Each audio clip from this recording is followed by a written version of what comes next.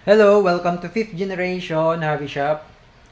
Now, we have the unit na i-review natin. So, this is the unit of Sir Mike. Sir Mike of Muntinlupa, sir. Hello, welcome to 5th generation hobby shop, sir. This is your unit, the Crossman P1322 airgun multi-pump pistol. Okay, so this is the box. Bubuksan na natin yung box from Crossman. Ayan. US.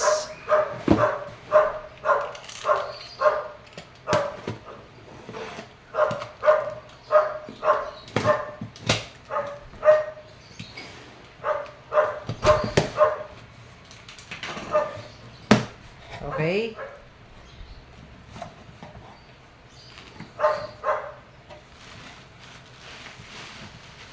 So, ito na siya, Sir Mike. Comes with the shoulder stock. Okay. Out of the box, may kasama na siyang shoulder stock. Later on, i-install natin sa unit mo, sir. Para makita mo yung itsura na naka-install yung shoulder stock. Yan. So, parang magiging ganito siya, no? Itsura niya. Yan. Shoulder stock. Okay. Madali lang naman din siyang ilagay sa unit. Okay. Then, it also comes with the ammo pouch. Yan. Dito mo ilalagay yung mga pellets mo, sir. Okay? This is caliber 22 airgun pellets. Okay? Comes with ammo pouch. Yan. By Crossman. Okay. Then, ano pa ba yung mga kasama? It also comes with free, ayan, free, ilang piraso to? This is 175 shots na pellets. Pointed. This is pointed pellets. Yan. 14.3 grains. May Crossman also. No? Kasama na po siya sa package. This is pointed. Ayan. Pointed siya. At mas malaki po siya compare sa 177. Ito, this is 22. Ayan, caliber 22. Pointed. Maganda kasi pointed. Kasama na po siya sa package. And also comes with the eye protection. Eye protection. And of course, the unit.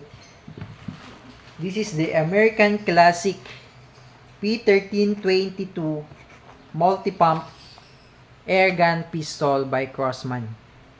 Ayan. Caliber 22 pellets. Ayan. Model 1322 multi-pump.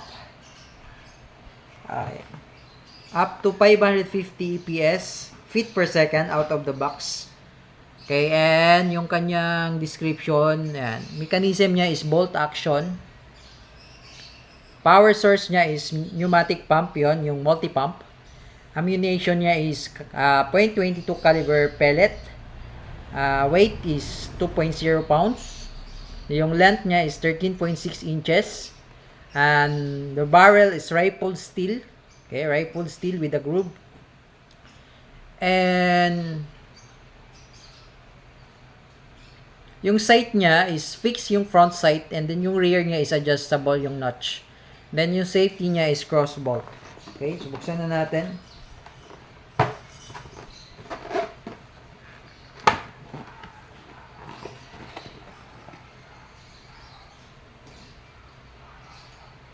Ayos lang natin yung cam. Okay, this is it. The Crossman 1322 multi-pump pistol. Ayan. Multi-pump. Bolt action. So, ibig sabihin, single shot. Minimum of 4 pumps. Maximum of 10 pumps. Regardless of the pump.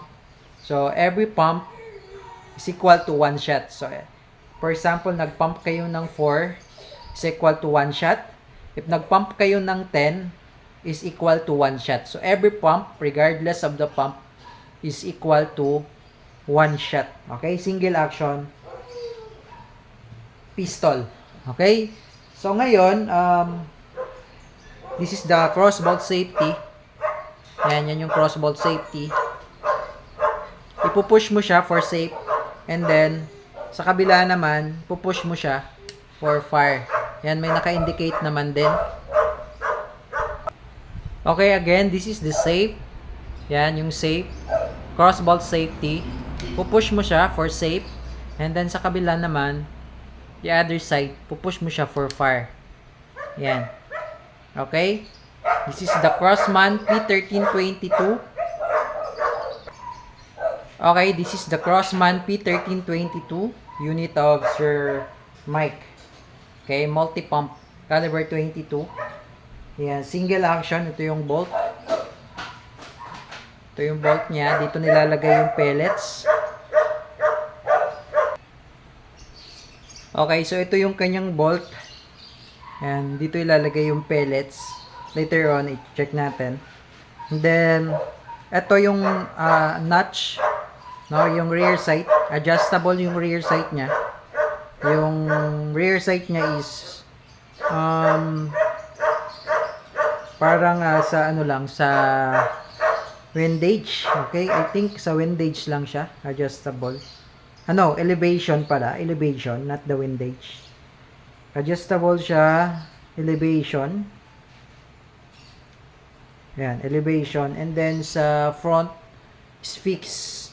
Okay, rifled steel barrel siya. Hindi lang siya klaro sa camera. Pero meron yan siyang groove sa ilalim. Yan. Tapos, tingnan natin yung kasama niyang shoulder stock.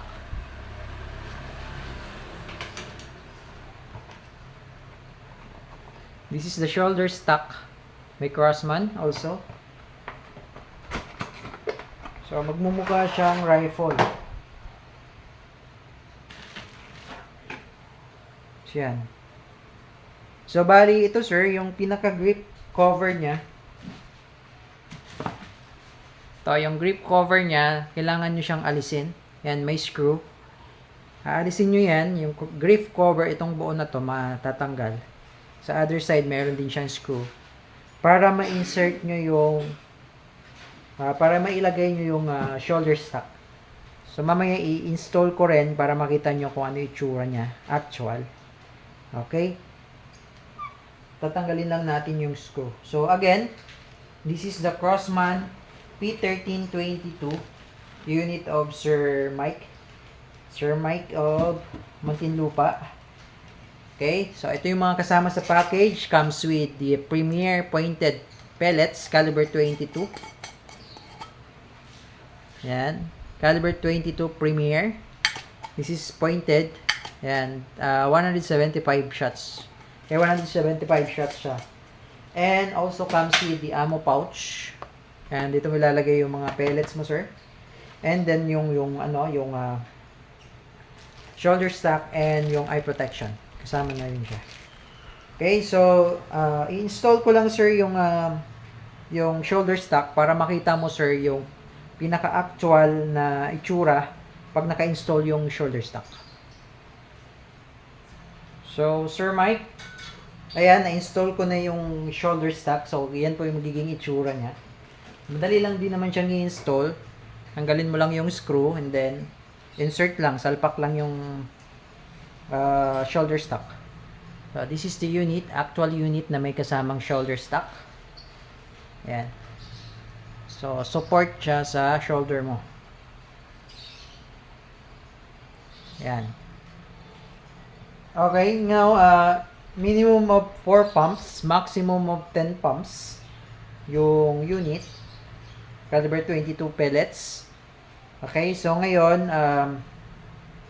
iti-test fire natin, sir. Okay, meron ako ditong target na pag-testingan. Okay, so we'll be using, iti-test natin siya ng 4 pumps, the minimum, and iti-test din natin siya ng 10 pumps, yung maximum niya. Okay?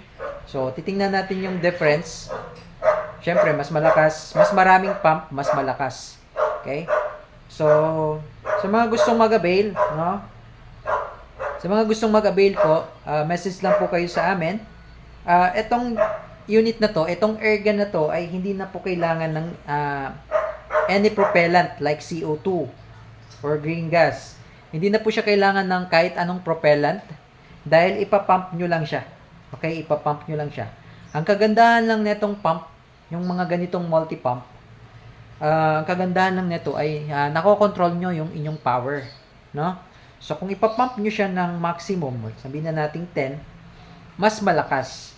And then kung ipapump mo siya ng 4, mahina. Pag marami kang pump, mas malakas. Konti ang pump, mahina. So you can control your power. Sa mga CO2 naman, yung mga Crossman na model natin na CO2 powered, yun, pag salpak mo kasi ng CO2, malakas lang siya sa una. Pero pag tumagal na, syempre paubos na yung CO2, humihina na siya. So yun yung kaibahan. Okay? But on this one, hindi ka nabibili ng CO2, ang bibilin mo na lang bala. So this is caliber 22 pellets.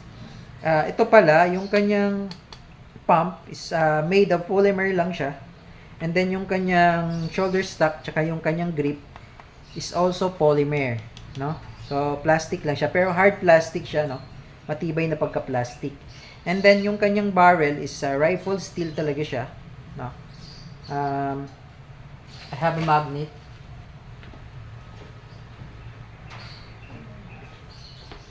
Okay, I have a magnet here. So try na natin yan.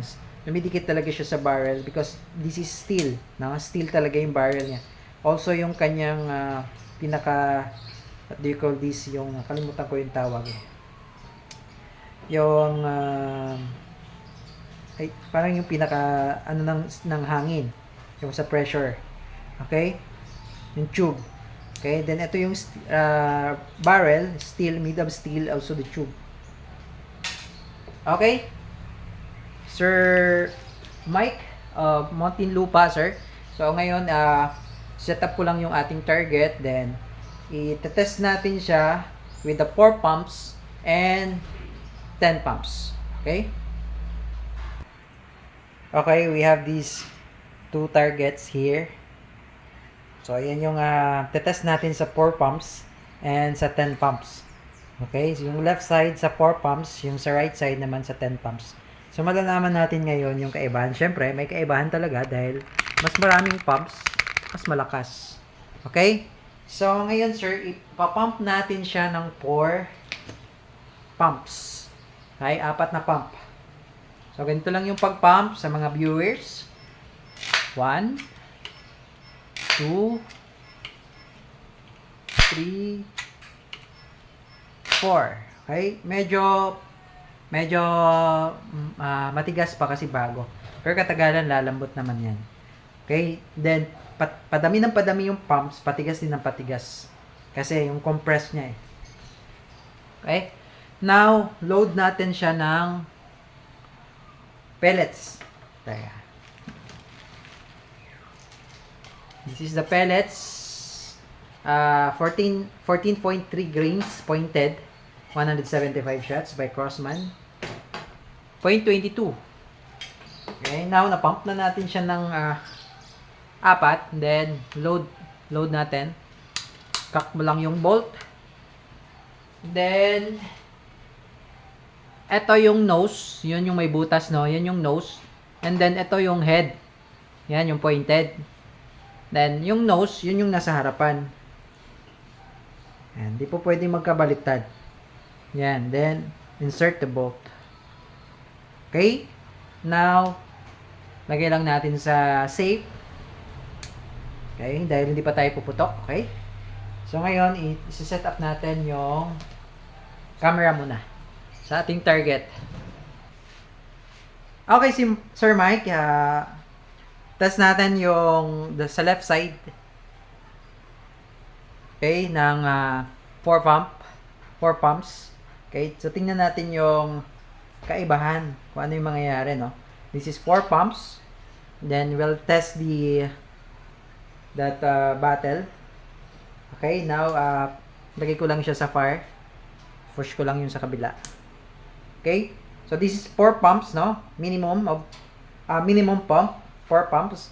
Okay, now tingnan natin kung mababasag niya ba yan. Okay. Firing.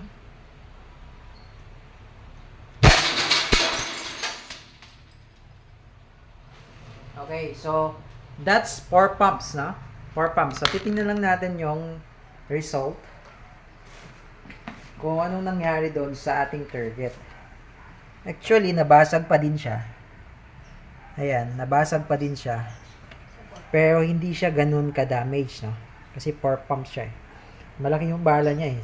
That's 22 compared sa 177. So now, i-test naman natin siya with the maximum pump. Yung 10 pumps. Okay? I-test naman natin siya with the 10 pumps maximum.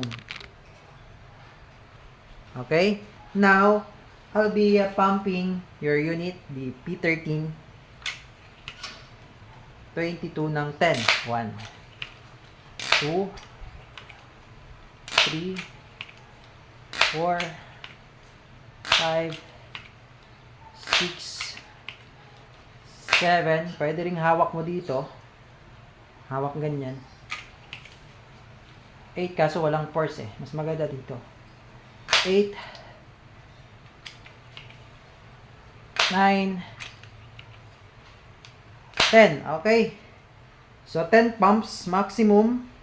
Now, load tayo sa bolt.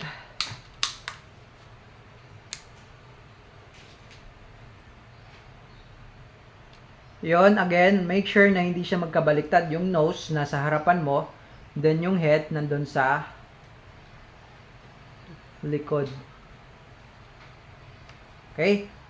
So, ayan, 10 pumps. This is 10 pumps. Sir Mike Muntinlupa. Okay? Ayos lang natin. Medyo mataas. Ayan. Okay?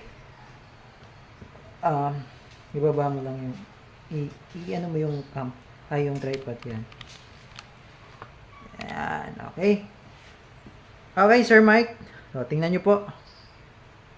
10 pumps. Firing. Teka na, safe pala. Okay? Firing.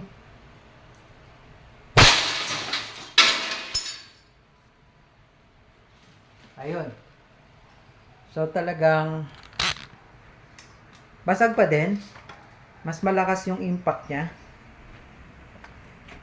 Yan, pares naman silang nabasag pa din, pero natumba yung bote. I mean, mas malakas, ramdam ko yung impact niya kapag mas malakas, mas marami yung pumps. Okay, so 10 pumps. Okay? Sir Mike, Muntinlupa, sir. So, ayan.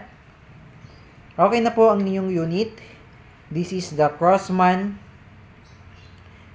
P1322 multi-pump bolt action single shot na pistol. Pistol lang siya, no? Para siyang rifle kasi mayroon siyang shoulder stock. Mahaba. Okay, American Classic na Crossman made by Crossman US. Okay, so sir, ship na namin siya. Going to Muntinlupa. So if you have more questions, sir, message lang po sa aming Facebook page, 5th Generation Hobby Shop, or sa aming Viber, 0956-572-7896. Okay, sir. Thank you for choosing 5th Generation Hobby Shop. Mabuhay po kayo, sir, and God bless.